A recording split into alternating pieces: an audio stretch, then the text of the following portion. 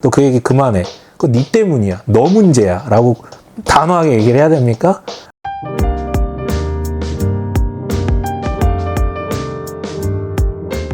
목사님 혹시 소그룹이나 네네. 어떤 순모임 같은 걸 해보신 적 있으신가요? 별로 없습니다. 전 친구가 없어요. 어이씨. 오늘은 그 순모임, 네. 어떤 소모임에 대한 질문이 들어와서 네. 그거에 대해서 질문을 드리려고 합니다. 인과관계가 분명한 사건을 신앙, 믿음으로 이야기하는 것을 어떻게 받아들여야 될까요? 사실은 답이 명료한 질문은 아닌 것 같은데 그럼에도 불구하고 질문을 주셨기 때문에 작은 질문도 소중히 여기는 마음으로 짧게라도 좀 대답해 보려고 합니다.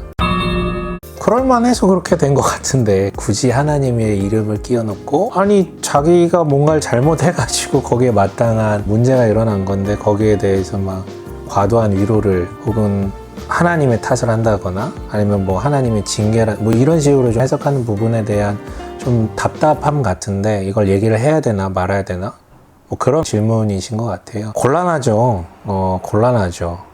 그냥 받아줄 수도 있지만 아닌 건 사실 또 아니잖아요.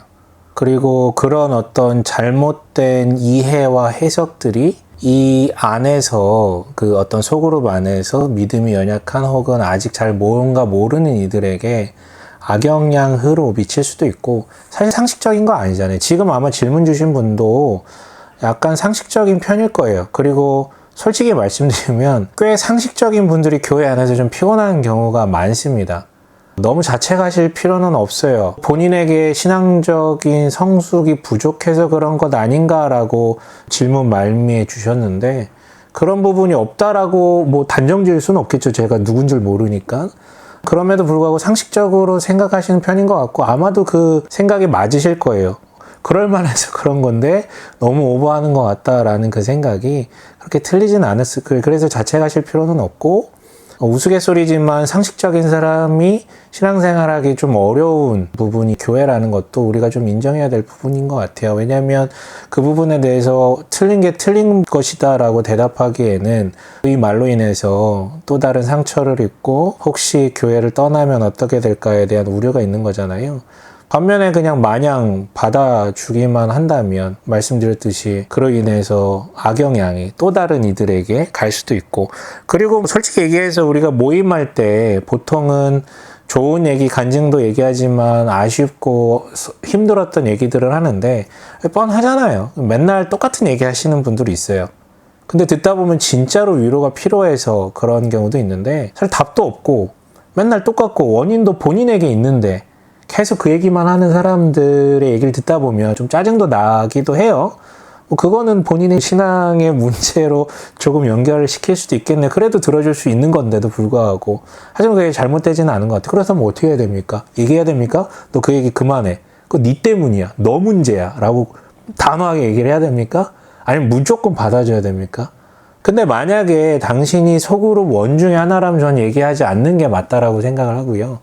당신이 리더라면 지금 뭐 질문에도 리더인데 라고 표현을 해주신 것 같은데 그렇다면 저는 얘기해야 된다라고 생각을 합니다.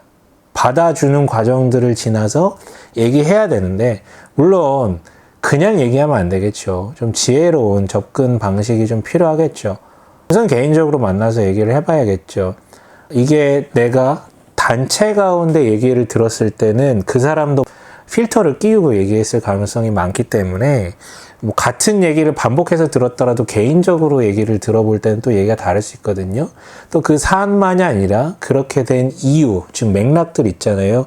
그 사람의 성향, 뭐 가정 환경, 지금 현재 환경도 있을 수 있고 신앙도 우리가 좀 체크해 볼 수 있어요. 한 사람과 신앙적 동행을 한다라는 것은 굉장히 많은 정보를 알고 있어야 되고 그러려면 또 굉장히 많은 대화와 더 많은 시간들이 들어가겠죠. 신앙 요정이 있잖아요. 어떻게 하나님을 만났고 어떤 연유로 동기가 뭐 경험적 혹은 이성적 혹은 어떤 뭐 타인 어떤 뭐 다양하잖아요. 그런 어떤 부분들 그리고 그 사람이 신앙생활 해온 어떤 이력들, 훈련들, 그리고 어떤 문화의 교회 속에서 자라왔는지 등등 그 사람에 대해서도 그 사람의 신앙에 대해서도 이해할 수 있는 대화의 시간들이 있어야 돼요. 즉 소모임 안에서만 해결하려고 한다면 이거는 절대 되지 않는 일이라고 생각을 하시고 개인적 만남을 통해서 충분한 대화를 나누시는 것이 필요하고요. 두 번째로는 대화의 기술도 좀 필요한 것 같습니다. 소모임 안에서 그 부분에 대해서 가부를 진행하기 전에 개인적 대화에 있어서도 이런 부분들을 알아야겠지만 집단 대화는 또 다른 대화의 기술이 필요한 것 같아요. 그리고 그 부분을 내가 얘기하는 것도 맞지만 함께 좀 부드럽게 얘기할 수 있는 부분 있잖아요. 소그룹엔 나만 있는 게 아니잖아요. 내가 리더더라도 리더적 역할을 감당할 수 있는 다른 이들과 함께 교차적으로 얘기를 할 수 있는 부분들이 있었으면 좋겠어요. 하지만 저는 명료하게 얘기할 수 있는데요. 그럼에도 불구하고 삐질 거예요. 솔직히 얘기하면 그런 얘기를 반복해서 하는 사람들은 내 편을 만들기 위해서 얘기를 하는 거지. 물론 여기 교회고 하나님이라는 이름이 들어간 거 그게 꼭 나쁘다라는 얘기를 하는 게 아니고요. 원래 그 사람들의 성향이라고요. 그래서 뭔가 그것들을 받아들여지지 않는 듯한 대화의 얘기를 들었을 때 삐질 거예요. 삐져도 내가 최선을 다하고 노력하며 준비해서 해야 되는 말은 해야 되는 것이죠. 물론 그 전에 우리가 그 영혼을 위해서 기도하는 과정 가운데 얘기를 해야 될 거고요. 실제 교회에 그런 문화가 좀 많기는 합니다. 사실 진정한 사랑이라는 것은 들어준과 수용도 필요하지만 때로는 그게 잘못된 것이라면 고쳐 나갈 수 있도록 옆에서 지도해주고 독려해주고 권면해주는 것도 필요하는데 현대의 소그룹, 공동체라고 불리는 그 소그룹에 있어서 권면의 기능은 거의 없어요. 근데 이거 되게 필요하거든요. 근데 이게 이루어지려면 되게 많은 노력이 필요하고요. 특히 우리 시대에 뭔가 싫은 소리 하는 것을 서로 꺼려하고 싫은 소리 하는 방법도 모르고 특히 교회라는 집단에서는 싫은 소리를 하는 순간 은혜 없고 상처 주고 정죄하는 것처럼 비춰주는 지금 쉽지 않지만 건강한 공동체란 필요하다라는 것이죠. 해야 되냐 말아야 되냐 하기 이전에 본인이 속한 공동체가 그 집단 관계와 그런 충분한 신앙적 성숙이 이루어진 공동체였는지에 대해서도 좀 돌아볼 필요가 있겠죠. 그리고 다시 얘기하지만 한 영혼을 살리는 것이기 때문에 기도함이 필요합니다. 하지만 다시 또 반복된 얘기지만 삐질 거예요. 성향이 그렇기 때문에. 그리고 우쭈쭈하는 이 문화 있잖아요. 이 문화를 먹고 살아가는 사람도 되게 많습니다. 안타까운 거예요. 그리고 너 잘못됐어라고 무조건 어떻게 할 수 없는 부분이에요. 교회는 원래 그런 곳이에요. 연약하고 힘든 사람들이 오는 거기 때문에. 하지만 언제까지 받아줄 수 없다라는 것이죠. 근데 우리가 한번 생각해 봐야 될 게 있어요. 예전에는 안 그랬을까? 예전에는 안 그랬어요. 예전에는 얘기했어요. 왜냐하면 사회 문화가 그런 것도 있어요. 사회 문화도 오지랖 넓고 막 이렇게 뭐 얘기하죠. 싫은 소리 지금은 못하지만 꼰대라 그러고 옛날에 했거든. 교회도 마찬가지였어요. 그런데 그게 단순히 문화의 문제만이 아니라 그 정도 관계가 있었거든요. 교회에서 많은 시간을 같이 보내고 같이 놀고 대화하고 교제하고 친해지고 그러니까 싫은 소리를 해도 나쁘게 듣지를 않아요. 이 사람이 날 위해서 하는 얘기라는 걸 아니까. 근데 지금 우리 못하죠. 왜? 관계가 없으니까.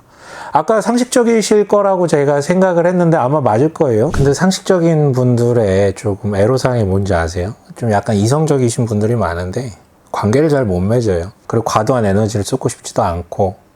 근데 특히 리더라면 절대 더 포기해서는 안 된다라고 생각을 하고요. 그거 되게 무거운 자리예요. 그리고 주일에 그 시간에 그 자리만 지키고 인솔만 하는 인솔자 역할이 아니라 나에게 맡겨진 이들을 내가 영적으로 케어하고 동행하고 하는 부분에 대한 하나님 앞에 결단까지도 이루어진 부분이라고 저는 생각하거든요. 어떤 마음으로 그 자리를 갖는지는 잘 모르겠지만 더더욱 포기해서는 안 되겠죠. 관계하셨으면 좋겠고요. 그리고 회피하지 않았으면 좋겠어요. 그냥 웃고 넘기지 뭐. 그냥 1년 지나고 말지 뭐. 근데 그래서 신앙은 성장하지 않습니다. 치열하게 누군가 관계를 맺고 되지 않더라도 때론 상처받을 수 있겠죠. 내가 정말 잘 준비해가지고 어렵게 기도하며 이 사람을 위해서 조언을 했는데 튕겨져 나가고 심지어는 교회 안 나온다 그러고 그럴 수도 있어요. 그래도 해야죠.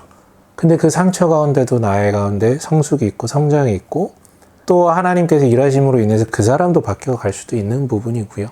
물러서지 않고 그 부분을 우리가 충실하게 접근할 때 그러니까 피곤하다고 내 일 아닌 것 같다고 나의 역할이 아닌 것 같다고 교회에서 내한테 이 정도까지 역할을 원할까? 그건 교회에 핑계 대지 마시고 하나님과의 관계 속에서 나아갔으면 좋겠어요. 조금 피곤할지라도 이렇게 나아갈 때 아마도 본인에게 성숙이 있고 그들에게도 뭔가 성숙이 있지 않을까라는 생각이 듭니다. 이 기독교에 대해서 혹은 목사라는 직에 대해서 궁금하시거나 뭔가 조금 듣고 싶은 얘기가 있다면 그 메일 주소가 있거든요. 아니면 거기 아마 링크가 있어요. 들어가서 이제 입력할 수 있는 그곳으로 조금 얘기 좀 써주시면 좋을 것 같습니다. 꼭 부탁드리겠습니다.